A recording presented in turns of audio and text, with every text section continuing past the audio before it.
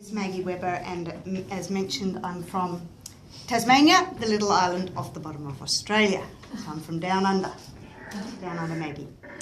So I'm going to tell you a little bit about my story, seeing we've got a bit of extra time, and why I'm giving a presentation today on celebrating failure. Turning your lemons into lemonade. Or someone said turning your lemons into tequila. Much nicer. Okay, so I was doing very, very well. I have had my own business for, 25, 30 years. I was married to a professional golfer. He was very successful. At one stage he was number 48 in the world. And I used to run everything about his business behind the scenes. I did everything but hit the golf ball, really.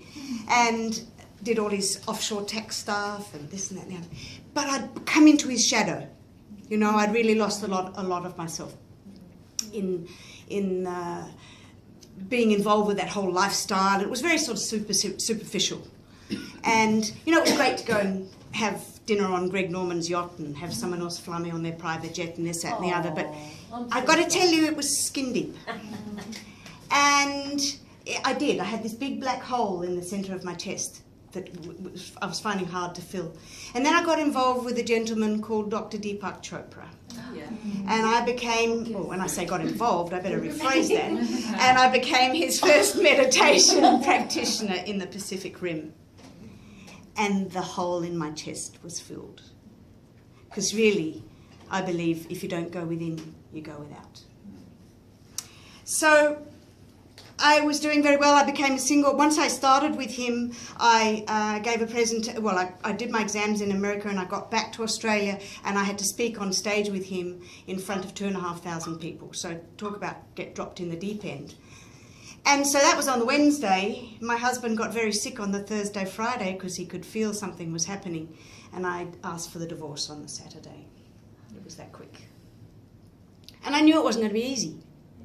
I had a 6-year-old and a 3-year-old, and he said, well, you've chosen to go, you're out. So suddenly, you know, all the jets and the cars and everything else were gone. And in my first meditation course, because you see, when you start to meditate, you get this synchronicity in your life. You're always in the right place at the right time. And so I'm going, oh, I need a roof over my head. And in the first meditation course that I taught, there was a lady there who was a personal trainer. In fact, she was one of those gladiators, you know, really. And she said, I'm off to England, you can have my apartment. So it was amazing. There was just always an answer. Sometimes you go right to the edge, but there was always an answer. There was always a way. Anyway, so then I got involved in property and property development, and I had a nice little portfolio that I was building up. I had 3 apartments in Sydney, which, let me tell you now, would be worth an absolute fortune. So I did a property development on my own. And I got the development application through in 8 months. Yeah, baby. No, unheard of. But then we had a little bit of a hold-up with a creek next door, and it got held up for another 2 years because of that one creek. In that time, the GFC hit, and all the money that I'd spent, well, the value of the land before I'd done the development application was now less in valuation. Now I've paid for the accountants and the architects and everybody else. So my choice was to go bankrupt or make it work. Every single other person on who was doing the property development with me all went belly up. But there was part of me that knew I couldn't do that. I just needed to be able to look at myself in the mirror every day and hold it together. So I sold all my properties. But I was getting further, I kind of felt like I was going further and further and further into a hole, whereas these other people who'd gone bankrupt, they were coming out the other side of it. They seemed right. And my best friend, she became a financial planner. And I was due to see her the next week. And my health was starting to go, and it was just, it was what I call a struggle with the juggle going on, just trying to keep it all together. Anyway, so I was supposed to see her the next week, and then I got a phone call from her boyfriend saying, will you come to Cherie's funeral? And I said, hold on, we're seeing each other next week. And she said, yes, she's gassed herself. She'd taken her life, and she'd left behind a 10-year-old and an 8-year-old. And that's when life changed completely for me. That's when I became a coach, and I just realised that nothing Nothing is that bad that you A, take your own life, and that you B, leave behind your children. Sorry. So, it's fine to celebrate success, but it's important to heed the lesson of failure. Bill Gates. So let me tell you why I had some of those failures and how I've changed them. I did not do my due diligence enough on that property development. I did not listen to my intuition when it was screaming at me. I had learned it all. I'd done it from my head. I'd learned it all, how to do a property development and do this and do that and everything else. But some people who knew better than I did gave me a warning, but I did not want to listen. I was too darn stubborn. So, plan up front how you're going to handle things if they don't work out. Because sometimes they don't. No matter what you might think, and no matter what you might feel.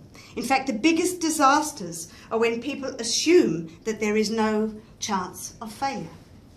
The Titanic is a great example. So minimize the downside and take advantage of the upside by doing your due diligence first and being prepared that there may be an opportunity for failure. Change your relationship to failure. It's the second point I'd like to make. Failure is an opportunity to learn. And yet so often we whip ourselves. I'm a failure. No, you're not. You're a student. You know, I don't make mistakes. I said to someone the other day, to a business associate, I don't make mistakes. And they thought I was sounding really arrogant. But I'm not being arrogant at all. If I put into my mind that it is a mistake and that I am a failure, that is where I'll stay. I said, I don't make mistakes. I have learnings. And it's not, you're not a failure, you're only a failure if you keep repeating the same mistake. You know, just don't repeat it, okay? So the challenge comes, though, when we take it personally, when we take it on, when we take on shame, when we take on guilt, when we make ourselves wrong, instead of finding that upside, instead of finding the gift in it. Worse still, when we justify it, or ignore it and hope it goes away, stick our head in the sand like a albatross or whatever they're called. And the worst of all is when we point the finger at someone else and we blame others. Look, I could have blamed the GFC. I could have blamed the course that I'd done for property. No, nobody. You know that old thing when you point the finger, you got 3 coming back at yourself. And the worst thing is, when you're blaming somebody else, how disempowering. Why should they get the credit for your learning? So there's empowerment in failure. There's such a gift in it.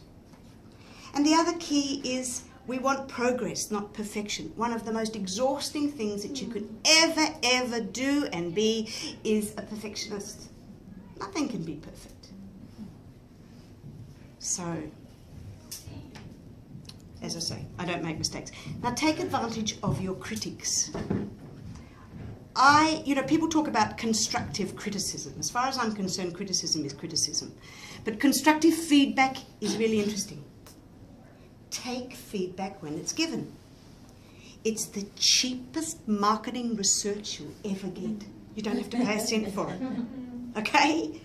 So I was at an event last night. As I said to you, I'm on this advisory board. And it's a social entrepreneurship company. So my role is going to be to spearhead the Women's Foundation. And because we give back, with some of the profits we do the giving back. And it was really, really interesting because the gentleman who was giving the presentation said how he had created this amazing program online and he thought it was just the best, but then he called his customers into the room and some of them had been very critical of what he was doing, and he got some of the best feedback he possibly could from his greatest critics, which took his business from a 10 to 100. I mean, ideas that he couldn't have possibly had because he was too close to it, So feedback that you're given is something that is something that you can take on objectively, because it's given objectively. It's not given. Sometimes we're too close to what we're doing to be able to see it objectively enough. So, you know, use your feedback from people and use it to your benefit. So 5 R's. Reframe. To make something a success, reframe. Look at it from different angles and seek out perspectives from those who are not necessarily supportive. They can give you the best marketing feedback. And the key also, we've spoken a lot about the heart. And, you know, this book here is 20 years old and I still have it as my Bible. But your brain, your heart actually has its own brain. It has 40,000 neurons and it reacts much faster than your brain. And your brain's the thing that will actually get you into trouble.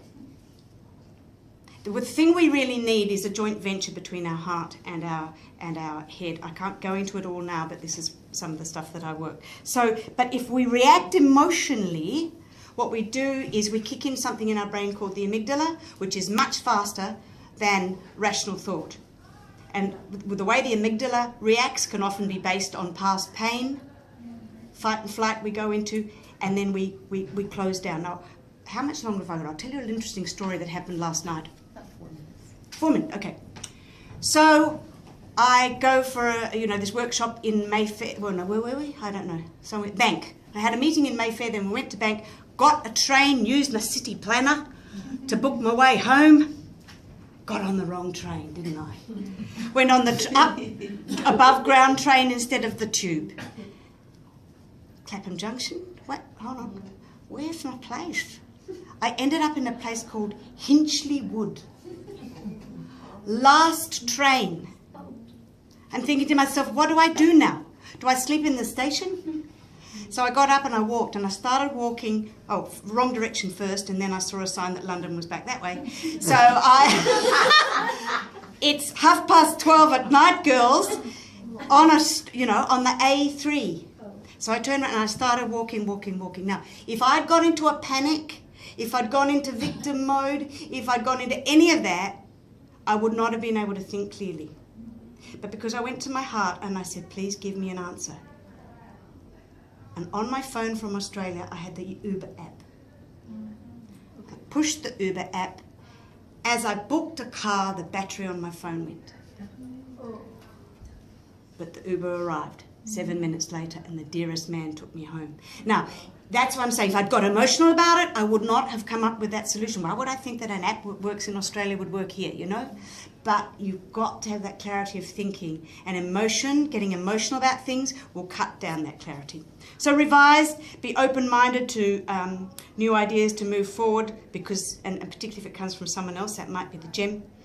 And be objective, because then you can stand back and witness what's going on, instead of getting caught up in the drama of it.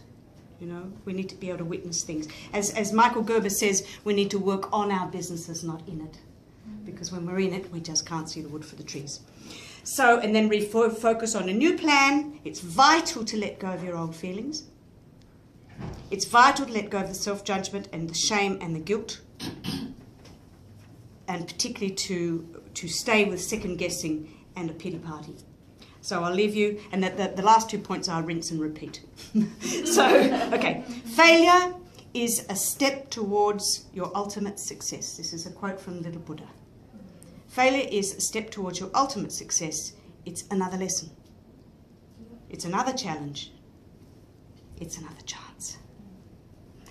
Thank you.